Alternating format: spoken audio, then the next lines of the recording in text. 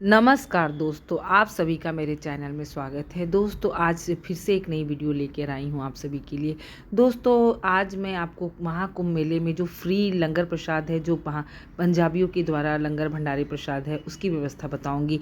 यूँ तो कई सैकड़ों लंगर भंडारी प्रसाद है, पर जो जानकारी मेरे पास आ रही है, मैं आप सभी के साथ शेयर करना चाहती हूँ। इस भंडारे में आपको चावल, दाल, रोटी, दाल मखनी, लड्डू, जलेबी, इन सब चीज़ की व्यवस्था मिलेगी। कुछ लोग तो ये ढूँढते हैं कि भई हमें खाना बिल्कुल घर जैसा चाहिए, मस्त खाना चाहिए, और ताकि मैं भगवान का भी पूजा कर सकूँ और पेट पूजा भी कर सकूँ। क्योंकि गंगा स्नान के साथ-साथ भंडारे प्रसाद का भी बहुत महत्व है। कहते हैं ना कि पंजाबी बड़े दिल वाले होते हैं। वो खुद भी अच्छा खाते हैं और लोगों को भी बहुत प्यार और श्रद्धा से भंडारी प्रसाद, लंगर प्रसाद करवाते हैं। तो दोस्तों, आइए देखते हैं पंजाब से जो लोग आए हैं उन्होंने अपने भंडारी प्रसाद में क्या-क्या रखा है। दोस्तों, मैं आपको 1-2 नहीं बिल्कि बिल्कुल 7-8 टेंट के एड्रेस बताऊंगी और जगह भी बताऊंगी कि आप कहाँ जाकर के आप जाएँ, जहाँ के आपको मन लायक खाना मिले, बिल्कुल घर जैसा भोजन, और साथ में आपके 1 रुपया भी खर्च ना हो, आपको मान-सम्मान के साथ, आदर-सत्कार के साथ भंडारे भोजन मिले। साथ ही 24 घंटे ये भंडारी भोजन प्रसाद है। यह पंजाब के मोगा से आए हुए संत बाबा के आशीर्वाद के द्वारा जो भंडारी प्रसाद लगाया, जो कि 24 घंटे महाकुंभ मेला में लगा हुआ है। आप कभी भी जाएँ, बिल्कुल आपको घर के जैसा खाना मिलेगा और फ्री में मिलेगा। साथ में यहाँ पे आप जो भी सेवा देनी है दे सकते हैं। आप इसमें प्रसाद भी पा सकते हैं और आपको खाने में बिल्कुल घर की दाल, रोटी, सब्जी, लड्डू, मिठाई, जलेबी मिलेगी। तो दोस्तों, बिल्कुल सही आपने सुना है कि आपको फ्री में मुफ्त निःशुल्क भोजन इसी भंडारी प्रसाद में मिलेगी। और साथ में और भी भंडारी प्रसाद है, मैं और भी एड्रेस बताना चाहती हूँ। मेरे पास एक दूसरी वीडियो है, आप उसको भी ध्यान से देखें। कहाँ कहाँ है वो एक बार बता दीजिए। पहला कैंप जो आप खड़े हैं सेक्टर 1 में, किला चौराहे से 500 मीटर आगे त्रिवेणी मार्ग संकट मोचन हनुमान मंदिर के सामने मिंटो पार्क पर है। दूसरा कैंप संगम रेलवे स्टेशन के सामने दारागंज में है और तीसरा कैंप नागवासनी सेक्टर 6 में है। चौथा सेक्टर 14 झूसी में है। बाकी के 3 कैंप कार्यरत हैं जो परसों से स्टार्ट कर दिए जाएंगे। अच्छा, तो मतलब ये कुल मिला के 7 जगह पे 7 जगह कैंप। तो दोस्तों, आपने देखा ना कि फ्री और निःशुल्क भोजन की कितनी उत्तम व्यवस्था है। इस तरह मेरे पास ना जाने और भी कितनी वीडियो आएगी, आप हमारे साथ इसी तरह बने रहें। मैं फ्री भोजन, फ्री रहने की व्यवस्था, फ्री ठहरने की व्यवस्था, साथ ही फ्री इलाज की व्यवस्था के भी बारे में बताऊंगी। साथ ही आने वाले दिनों में मौनी अमावस्या आ रहा है। अब तक आपने प्रोग्राम नहीं बनाई तो बिल्कुल टिकट बुक करवा लीजिए। और साथ में मैं बार बार कह रही हूँ कि एक जगह की नहीं, महाकुंभ के स्नान के साथ साथ आप बनारस और अयोध्या का भी प्रोग्राम बनाएं, क्योंकि एक साथ ही हो जाएगा। दोस्तों, मैं ये बताना चाहती हूँ कि आने वाले समय में मौनी अमावस्या आ रहा है और मौनी अमावस्या की तिथि 2025 में 29 जनवरी 2025 में है। तो मौनी अमावस्या के दिन काफ़ी भीड़ होगी। यदि आप मौनी अमावस्या में स्नान करना चाहते हैं तो उसके बारे में मैं बताना चाहती हूँ। मौनी अमावस्या क्या होती है? मौनी अमावस्या की कुछ खास बातें।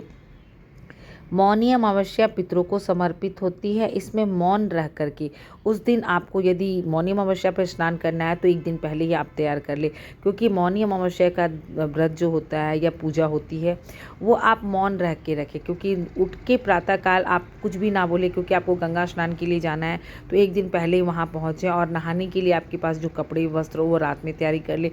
पूजा पाठ का जो सामान हो अलग थैले में बंद कर ले, रख ले, ताकि आपके कपड़े, स्नान और पूजा की सामग्री इकट्ठे साथ में हो।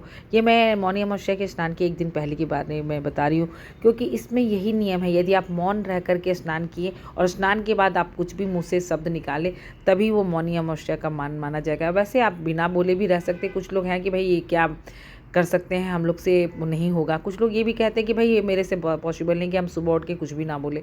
तो प्राचीन काल में हमारी दादी नानी ये सब मौनी अमावस्या का बहुत नियम निभाती थी। हम लोग भी उनके साथ रहे हैं। हमने ये देखा है कि मौनी अमावस्या पितरों को समर्पित है। यदि आप इस मौनी अमावस्या का प्राचीन नियम मानेंगे तो आपको एक पुण्य है वो लाख गुना प्राप्त होगा। तो क्यों नहीं चाहते हैं कि आपको लाख गुना ये पुण्य प्राप्त हो। पूजा पाठ से रिलेटेड मैं वीडियो हमेशा ही डालती रहती हूँ। साथ में मेरी ट्रैवल वीडियो भी होती है। साथ ही मेरी वीडियो मैं ये चाहती हूँ कि कुछ इन्फॉर्मेशन मिले, साथ में मैं कॉमेडी वीडियो भी डालती हूँ। दोस्तों, मैं ये चाहती हूँ कि मेरी वीडियो में कुछ जानकारी हो जिससे आप लोगों को कुछ फ़ायदा मिले। साथ ही मेरे आने वाली वीडियो में भी आप मेरे साथ बने रहें। मैं बनारस और अयोध्या के बारे में भी कुछ जानकारी दूंगी कि कैसे कैसे आपको वहाँ जाना है, क्या क्या दर्शन करना है। साथ ही मैं मौनी अमावस्या के बारे में ये भी बताना चाहती हूँ कि मौनी अमावस्या का क्या महात्म है। मौनी अमावस्या में गंगा स्नान, किसी पवित्र नदी में स्नान किया जाता है जिससे पितर बहुत प्रसन्न होते हैं। गंगा स्नान के बाद आप पितरों को तर्पण दें। तर्पण में आप जल में तिल डाल करके पितरी का तर्पण करें। साथ ही यदि आप श्राद्ध पूजा भी करवाना चाहते हैं तो बहुत अच्छी बात है, नहीं तो गंगा स्नान करके जल के द्वारा आप पितरों को तर्पण दे दें, जिससे भी हमारे शास्त्र में मान्यता है कि पितर हमारे जो पूर्वज हैं, पितरी लोग होते हैं, बहुत खुश होते हैं और हमें आशीर्वाद दे के जाते हैं। जो हमारे घर में रोग सुख लगा रहता है वो सब दूर होता है। इसलिए मौनी अमावस्या की तैयारी आप कर ले। साथ में मैंने अभी आपको फ्री भोजन की व्यवस्था बताई और इसी तरह की बहुत से ऐसे ठहरने की व्यवस्था है, मैं आपको आगे भी बताती रहूँगी। दोस्तों, यह महाकुंभ हमें बड़े भाग्य से मिला, इसे हमें नहीं छोड़ना चाहिए। मैं बार बार आप सभी को रिक्वेस्ट करी हूँ कि पाकिस्तान से लोग आके रह रहे हैं तो आप यहाँ रहकर कुंभ स्नान क्यों नहीं जा सकते। भले एक दिन ही हो, 2 दिन ही हो, जैसे भी आप व्यवस्था करें, आप जरूर इस महाकुंभ में डुबकी लगाएं, क्योंकि भव्य दिव्य महाकुंभ हमें बड़े भाग्य से मिला है। 144 साल के बाद ये संजोग मिला है। आने वाली तिथियों में मौनी अमावस्या के साथ साथ बसंत पंचमी स्नान भी होगी। जैसे जैसे वीडियो आती जाएगी आप मेरे साथ बने रहें, मैं सभी का पूजा महात्मा और स्नान के बारे में बताती रहूँगी। तो धन्यवाद दोस्तों, मैं अपनी वीडियो को एंड करती हूँ। मिलते हैं नेक्स्ट वीडियो में कुछ नई जानकारी के साथ। तब तक के लिए हर हर गंगे। यदि मेरी वीडियो पसंद आती है तो जय श्री राम जरूर लिखिए।